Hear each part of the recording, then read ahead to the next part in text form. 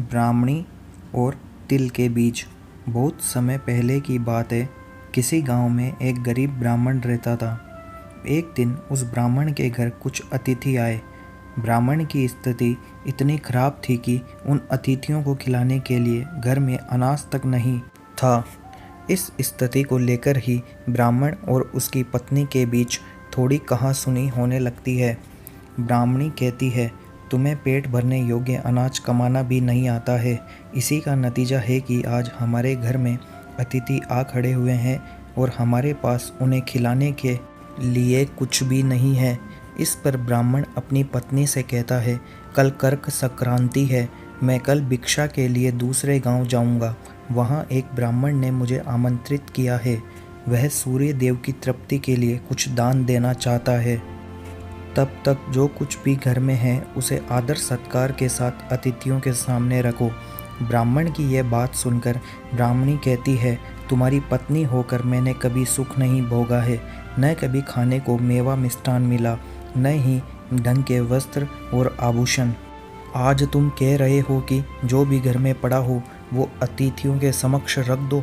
जब कुछ है ही नहीं तो मैं उनके सामने क्या रख दूं? पड़े हैं तो बस एक मुट्ठी तिल, तो क्या अतिथियों के सामने सूखे तिल रखना अच्छा लगेगा? पत्नी की यह बात सुनकर ब्राह्मण कहता है, ब्राह्मणी, तुम्हें ऐसा बिल्कुल भी नहीं कहना चाहिए। कारण यह है कि इच्छा के अनुसार किसी भी मनुष्य को धन की प्राप्ति नहीं होती है। जरूरी है तो पेट भरना, और पेट भरने योग्य अनाज तो मैं ले ही आता हूँ। अधिक धन की चाहत अच्छी नहीं। ऐसी इच्छा का तुम्हें त्याग कर देना चाहिए। अधिक धन की इच्छा के चक्कर में मनुष्य के माथे पर शिखा बन जाती है। माथे पर शिखा वाली बात सुन ब्राह्मणी बड़े ही आश्चर्य से ब्राह्मण से पूछती है, अधिक धन की इच्छा में माथे पर शिखा हो जाती है? मैं कुछ समझी नहीं। जो भी कहना है खुलकर कहिए। ब्राह्मणी के इस सवाल का जवाब देने के लिए ब्राह्मण अपनी पत्नी को शिकारी और गीदड़ की एक कहानी सुनाता है। ब्राह्मण कथा की शुरुआत करता है। एक दिन एक शिकारी जंगल में शिकार की खोज कर रहा था। जंगल में कुछ दूर आगे बढ़ने के बाद शिकारी को एक काले रंग का पहाड़ जैसा विशाल सूअर दिखाई देता है। सूअर को देखते ही शिकारी अपना धनुष उठा लेता है और कमान खींचते हुए सूअर पर निशाना लगा देता है। कमान से निकला हुआ तीर तीव्र गति से सूअर को घायल कर देता है। घायल होने पर सूअर चिंगाड़ता हुआ शिकारी पर पलटवार कर देता है। सूअर के तीखे दांतों से शिकारी का पेट फट जाता है। इस तरह शिकार और शिकारी दोनों का ही अंत हो जाता है। इसी बीच खाने की तलाश में भटकता हुआ एक भूखा गीदड़ वहां से होकर गुजरता है, जहां शिकारी और सूअर का शव पड़ा हुआ था।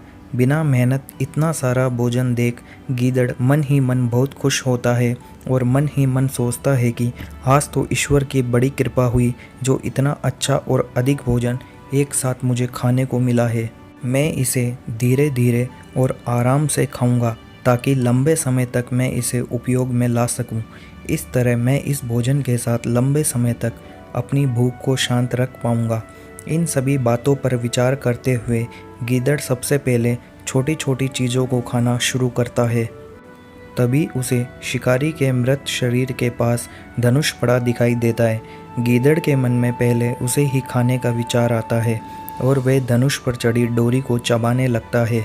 गीदड़ के चबाने से धनुष पर चढ़ी डोरी टूट जाती है और डोर के टूटने से धनुष का एक सिरा वेग के साथ गीदड़ के माथे को भेदता हुआ ऊपर निकल आता है।